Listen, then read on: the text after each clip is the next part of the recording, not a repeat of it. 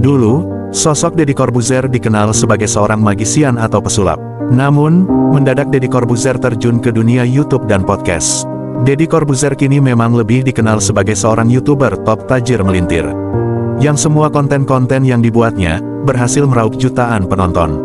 Dan jadi salah satu yang memiliki pengaruh cukup besar di tanah air. Bahkan penghasilan dari YouTube-nya itu, diperkirakan mencapai nominal hingga miliaran rupiah per bulan. Sontak saja, secara otomatis cuan yang diraup Deddy Corbuzier mampu membuatnya masuk jajaran YouTuber tajir.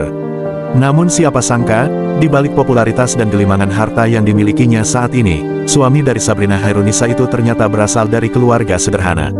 Melansir dari postingan salah satu akun gosip yang diunggah Minggu, tanggal 14 Agustus tahun 2022, beredar cuplikan video lawas Deddy Corbuzier yang tengah berbicara di sebuah acara. Yang mana Deddy Corbuzier membeberkan latar belakang dari orang tuanya. Di mana keduanya dulu bersama karena kawin lari hingga akhirnya memutuskan pindah ke Jakarta tanpa sepeser pun kekayaan. Nah, ibu saya diajak kawin lari sama ayah saya. Kawin larilah mereka, pindahlah ke Jakarta, karena tidak disetujui oleh keluarga maka alhasil kekayaannya tidak diberikan dong, beber Deddy Corbuzier. Pada kesempatan itu, Deddy Corbuzier menceritakan ayahnya hanya berprofesi sebagai sopir, dan sang ibu berprofesi sebagai tukang jahit. Jadi miskinlah mereka, jadi ayah saya tuh sopir mikloret, ibu saya tukang jahit, punya anak pertama meninggal pada saat ngeliharin meninggal karena stres. Terus punya anak lagi cowok, punya anak cewek, baru punya anak saya terakhir, ungkap Deddy Corbuzier. Tak berhenti sampai di situ, Deddy dan saudara-saudaranya yang lain juga merasakan rasanya berbagi makanan agar cukup untuk satu keluarga.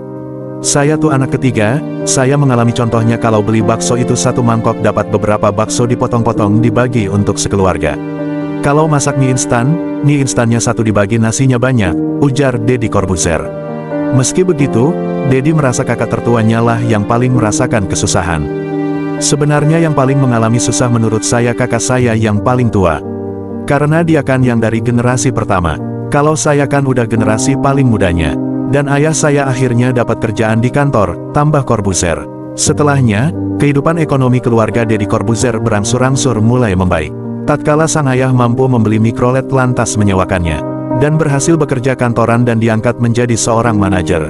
Ini menariknya jadi perjuangan ayah saya tuh dari sopir mikrolet sampai punya beberapa mikrolet disewa-sewain. Sampai dia kerja di kantor, sampai dia jadi manajer di kantor, nah gue ngalamin itu, pungkas Deddy Corbuzier. Adapun Deddy Corbuzier baru-baru ini mengungkapkan kisah masa lalunya, yakni perihal rasa penyesalan yang dialaminya gegara sempat membohongi sang ayah. Seperti yang diketahui, ayah suami dari Sabrina Hairunisa itu diketahui memang sudah meninggal dunia.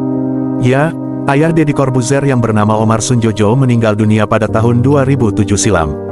Bahkan Deddy Corbuzier sampai memerlukan waktu 1 tahun lamanya untuk bisa menerima rasa kehilangannya itu. Saat Sabrang Mowo Damar Panulu alias Noeleto datang ke podcastnya Tagar Closetedor, Deddy Corbuzier pun menceritakan hal yang dilakukannya yang membuatnya menyesal. Melansir dari tayangan kanal YouTube Deddy Corbuzier yang diunggah Selasa tanggal 18 Juli tahun 2023, mulanya ayah dari Aska itu mengakui sempat mengeprang almarhum ayahnya itu sehari sebelumnya. Ketika bokap gue meninggal, gue tuh keperang sama bokap gue, ungkap Deddy Corbuzier. Padahal, saat itu ayah Deddy Corbuzier sedang dalam kondisi membaik. Usai sebelumnya sempat terbaring di ranjang karena menjalani perawatan di rumah sakit. Dan kala itu, ayah Deddy Corbuzier diceritakan sudah bisa duduk dan berjalan-jalan. Melihat kondisi ayahnya membaik, Deddy lantas mengajak Kalina yang dulu masih jadi istrinya untuk menonton film di bioskop. Tapi saat ditelepon sang ayah, Deddy malah berbohong dengan mengatakan ia sedang ada kerjaan. Gue bilang, "Pak, Deddy pergi dulu ya.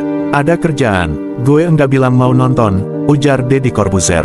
Mendengar hal itu, sang ayah sempat meminta Deddy untuk segera menemuinya karena akan segera pulang. "Besok datang lagi ke sini." "Besok papa udah pulang lah," ucap Deddy menirukan perkataan ayahnya kala itu. Deddy Corbuzier pun tak menyangka apabila maksud perkataan pulang yang dikatakan sang ayah bukan pulang ke rumah, melainkan pulang ke hadapan Tuhan. Ya, seolah ayahnya sudah berfirasat sebelum meninggalkan dunia. Namun apa mau dikata, kala itu Deddy belum menyadari hingga akhirnya berita menyedihkan itu datang. Yakni sang ayah benar-benar kembali ke pangkuan Tuhan Yang Maha Esa. Itu gue masih ngobrol, ketawa ketiwi, ngangkat kaki satu. Dia motot sama susternya nemenin gue turun ke mobil. Mati besoknya, tandas Deddy Corbuzier. Dan ya, hal itu menjadi kenangan pahit dan penyesalan yang dirasakannya sampai sekarang. Demikianlah video ini, semoga bermanfaat.